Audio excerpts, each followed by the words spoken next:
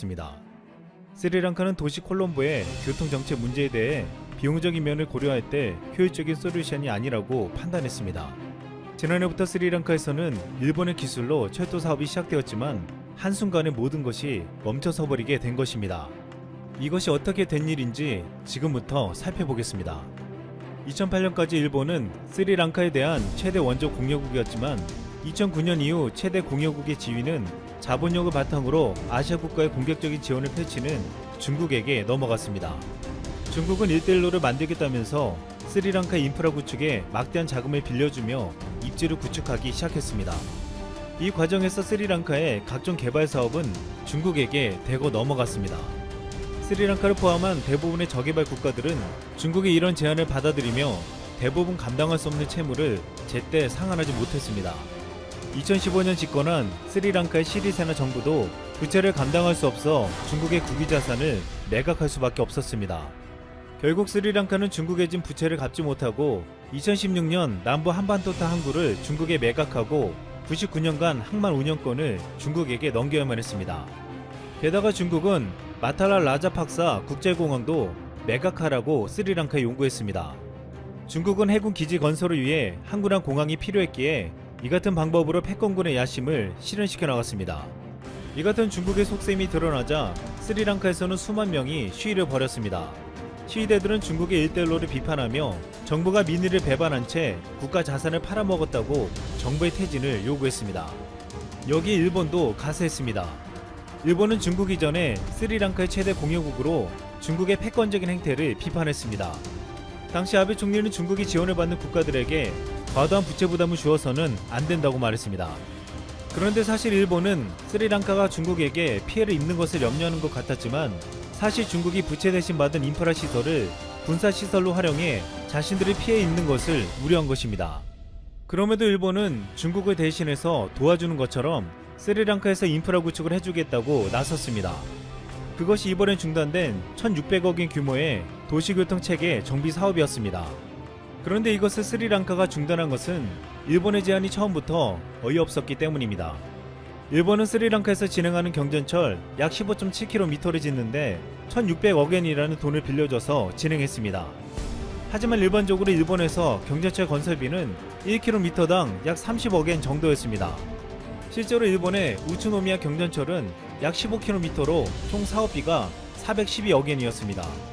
스리랑카는 일본보다 물가와 인건비도 훨씬 저렴한데 거의 4배에 해당하는 금액은 터무니없었습니다. 이 때문에 일본은 마치 중국을 대신해서 스리랑카를 구해주는 것 같았지만 더욱 파렴치한 짓을 했다고 비판받았습니다. 결국 스리랑카는 중국에게 당하고 믿었던 일본에게마저 이용당했습니다. 그동안 스리랑카는 일본에게 은인의 국가라고 불렸습니다. 2차 세계대전이 끝나고 1951년 샌프란시스코 강화조약이 체결된 후 1952년 스리랑카는 가장 먼저 공식적으로 일본과 외교관계를 맺었습니다. 스리랑카가 최초가 된 데는 아주 중요한 이유가 있었습니다. 1951년 미국 샌프란시스코에서 2차 세계대전 전범국인 일본을 두고 일본 4분할 통치안이 거론되었습니다. 당시 소련은 앞장서 전세계에 큰 피해를 입힌 일본을 독립시키는 것은 시기상조이며 막대한 배상금을 물려한다고 했습니다. 그때 스리랑카 대표로 참석한 재무장관 자야와 루다나가 나서서 이렇게 말했습니다. 그는 붓다의 가르침을 인용하여 전쟁은 전쟁으로 끝난 과거지사다. 우리는 불교인이다. 당하면 당한 만큼 돌려주고 증오를 증오로 돌려주는 것으로는 언제까지나 전쟁은 끝나지 않는다. 증오로 돌려주면 일본에도 증오가 생겨 새로운 증오의 싸움이 시작되고 전쟁이 일어난다. 전쟁의 대가를 증오로 돌려주지 않고 친절과 사랑으로 갚으면 평화로워지고 전쟁도 그쳐 본래의 평화를 되찾을 수 있다. 전쟁은 과거의 역사이다 라며 대의 배상 청구권을 포기하고 일본은 국제사회의 일원으로 받아들여야 한다고 호소했습니다. 놀랍게도 이 연설은 일부 전승국들의 마음을 움직였습니다. 이 때문에 당시 소련이 내세운 일본 4분할의 강력한 주장에도 불구하고 일본이 국제사회의 일원으로 복귀할 수 있게 되었습니다. 솔트레이크 트리뷴은 이 회의 최고의 역사적인 발언이라고 했고 샌프란시스코 애구자미나 신문은 세상에서 잊혀져 가고 있었던 국가 간의 예절과 관용을 상기시켜 주었고 논리 정연한 이론으로 소련의 책략을 분쇄했다고 썼습니다. 타임즈는 자야와 루다나 씨야말로 가장 재능 있는 아시아 대변인이라고 극찬했습니다. 이 때문에 당시 요시다 시게루 일본 총리는 일본은 결코 후세에도 이 큰 은혜를 잊어서는 안 된다고 말했습니다. 만약 당시 일본이 강대국에 의해 사분할이 되었더라면 많은 이들은 지금의 일본은 존재할 수 없었다고 했습니다. 하지만 70여 년이 지난 지금 일본은 스리랑카에게 도움은커녕 문제를 더욱 크게 만들었습니다. 이런 상황이 되자 스리랑카와 오랜 기간 동안 긴밀한 관계를 가지고 지속적인 도움을 주고 있는 한국은 다르다는 말이 나오고 있습니다. 원유와 상선 운항로인 인도양 해상교통의 요충지 스리랑카를 잡기 위해 최근 5년간 중국은 약 4,400억 원, 일본은 1,600억 원을 지원하며 대형 인프라 위주로 공을 들이고 있었습니다. 하지만 우리나라는 약 400억 원으로 금액은 못 미치지만 의료와 교육 등에서 차별화된 맞춤형 원조 사업을 펼쳐 스리랑카인의 마음을 얻고 있습니다. 스리랑카가 감당할 수 없는 돈을 빌려줘서 국가 자산을 빼앗는 것이 아닌 실질적인 도움을 주려 한 것입니다. 불과 40여 년 만에 원조를 받는 나라에서 주는 나라로 성장한 우리나라는 스리랑카가 자립할 수 있게 꾸준히 도왔습니다. 2009년 말 기준으로 한국은 스리랑카 협력 사업으로 수행하는 20개 사업에 40억 5,300만 달러를 지원하였습니다. 또한 1991년 이후 무상 원조 사업에 6,300만 달러를 지원했습니다. 게다가 한국의 현대건설은 거친 파도와 싸우며 콜롬보 항만공사를 성공적으로 완성해 주었고 동서양 교역의 중간 지점으로 스리랑카의 경제적 기반을 만들어 주었습니다. 또한 경남기업과 GS건설은 사프 가스칸다 정유시설 확장 공사를 했고 두산과 포스코건설은 산프로 화력발전소를 지었습니다. 한때 원조를 받아서 성장한 한국은 낙후된 스리랑카에 대해 진심을 가지고 도왔습니다. 스리랑카에서는 한류 열풍까지 불어 2004년 켈라니아 대학에 한국어 학과가 개설되었고 2015년부터는 스리랑카 중고등학교 제2 외국어로 한국어가 채택되었습니다. 스리랑카에서는 한국어를 배우는 것이 다른 나라보다 훨씬 수월하다고 했는데 여기엔 아주 중요한 이유가 있습니다. 놀랍게도 스리랑카에서 쓰는 타밀어는 한국어와 너무나도 유사하기 때문입니다.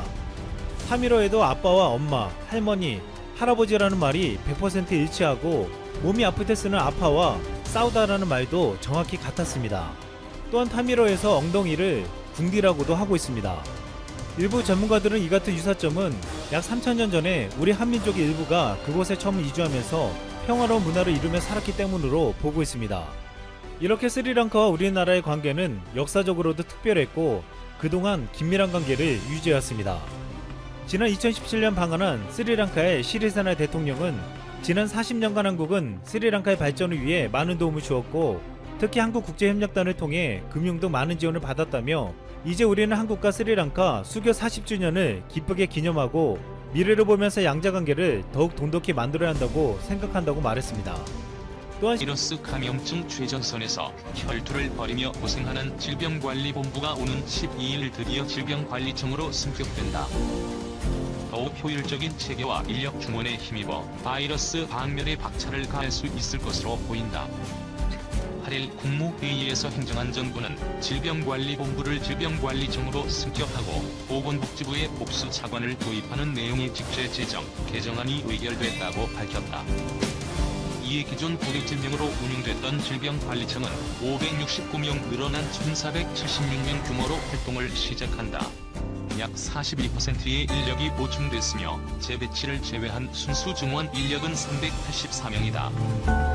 총 구급 선반 41과로 구성되며 국립보건연구원과 국립감염병연구소, 질병대응센터, 국립결핵병원, 국립검역소 등을 소속 기관으로 갖추게 되는 질병관리청이다. 먼저 본청에는 24시간 위기 상황을 감시하는 종합상황실과 감염병 정보를 수집, 분석하는 위기대응 분석관이 자리를 잡는다. 백신 수급 및 안전관리 등을 담당하는 의료안전예방국과 생활속건강위해인 예방사업을 추진하는 건강위해 대응반도 신설된다. 국립보건연구원에는 연구계획조정부가 신설되며 국립보건연구소 소속 감염병연구센터는 국립감염병연구소로 확대 개편돼 100명 규모로 재탄생한다. 수도권과 충청권, 호남권, 경북권, 경남권 등 5개 권역엔 지역 단위 질병대응센터가 새롭게 자리 잡는다. 자치단체에는 질병대응센터 신설과 연계해 감염병 대응 인력을 1066명 보강한다. 서울, 대전, 광주, 대구, 부산에 사무소가 생기며 제주도에는 출장소가 마련된다. 앞으로 질병관리청은 보건복지부에서 독립해 차관급 위청으로 감염병 정책 수립과 집행에 독자적 권한을 행사하게 된다. 보건복지부에는 보건의료정책 역량을 강화하기 위해 일관 3과 94명이 보강되며 신설되는 의료인력정책과에서 공공의료 인력 수급 등을 담당할 예정이다. 정은경 질병관리본부장은 9일 오후 충북 오송질병관리본부에서 열린 당대본 정례브리핑에서 질병관리청 확대 개편은 코로나19를 빨리 극복하고 앞으로 올 신종감염병 대응을 체계적으로 하라는 국민의 뜻으로 받아들인다라며 코로나 방역에 지름길은 없으며 안전하게 하나씩 바꾸고 위험 요인을 최대한 차지하는 길밖에 없다라고 방역 동참을 재차 강조했다. 정은경 총장은 한국의 코로나 확산 상황에 빠른 속도로 안정되고 있음에도 이처럼 밝혔습니다. 국민의 거리두기를 성공적으로 시행한 결과 확산세가 꺾였다하지만 방심할 수 없다. 검사 수요가 많아지는 것을 대비해 코로나 의심 환자의 짐을 이용한 검사법을 탐색하는 시험을 진행 중이다. 라메타액을 이용한 검사법 도입을 예고했고 가을철 인플루엔자와 코로나가 동시다발적으로 유행할 수 있는 가능성을 고려해 인플루엔자와 코로나19를 한 번에 검사할 수 있는 진단 키트를 도입할 것이다 라고 전하며 다시 한번 한국이 K-방역의 리드 국가임을 전 세계에 알렸습니다. 로이터 통신의 보도에 따르면 최근 세계보건기구 후에 게브리스 사무총장의 언론 브리핑에서 한국은 코로나19와 관련해 좋은 성과를 거둔 나라라고 평가하며 강력한 공중보건 시스템을 갖춘 나라라고 설명했습니다.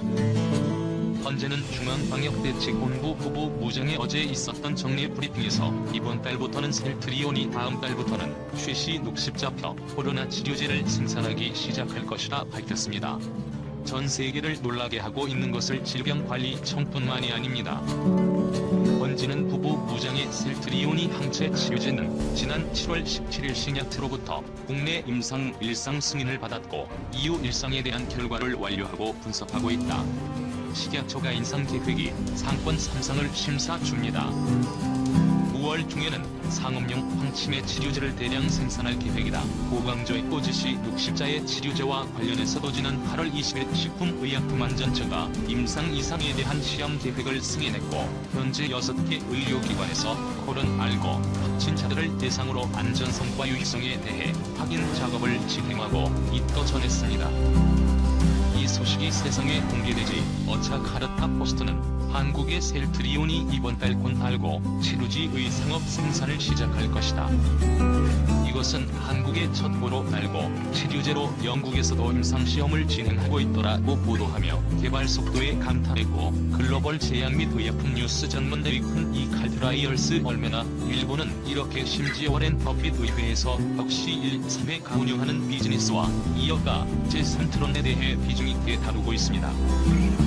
전 세계가 한국에 이목을 집중하고 있는 것을 현재 전 세계적으로 가장 많이 사용되고 있는 코로나19 치료제는 렘데시비르인데요. 이 렘데시비르라 불리는 치료제는 미국의 길리 어더 센스가 만든 화학약품이 주어 원래 콜라 치료제를 개발된 렘데시비르의 민간 보험 가입자는 3,120달러, 공공보험 가입자는 2,340달러를 내야 합니다.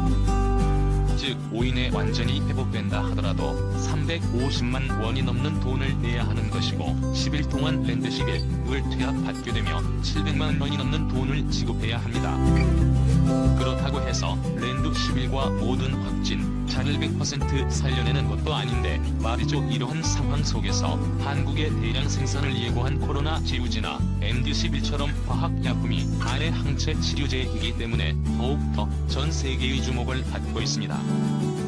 혈장 치료제인 코로나19에 감염됐다고 회복한 사람의 혈장을 이용한 치료제이기 때문에 대량 공급이 사실상 불가능한 되어 황체 치료제의 혈장을 이용하지만 이를 유전자적으로 분석해 완전히 공장에서 새로 만드는 것이기 때문에 대규모 생산이 가능합니다. 전 세계 보급하기 위해서는 가격을 낮추는 것이 관건이다. 우리는 코로나19 치료제를 공익적 목적으로 개발하고 있다. 서종진 셀트리온 회장 N 항체는 부작용이나 치마 가격이 비싸다. 라고 전하며 원가의 500배가 넘는 폭리를 취하고 있는 것으로 알려진 미국 제약회사와는 대조적인 모습을 보였습니다. 사이트 리온이 이렇게 빠른 속도를 치료제를 공개할 수 있었던 것은 단순히 운이 좋아서가 아닙니다. 지난 수십 년 동안 글로벌 제약 시장은 미국과 유럽이 싹쓸이 있고 아시아 기업들은 끼어들 틈이 조차 없어 지온 글로벌 통계 전문 기업 스태티스타에 따르며 지난해 글로벌 제약 시장 규모는 1,450조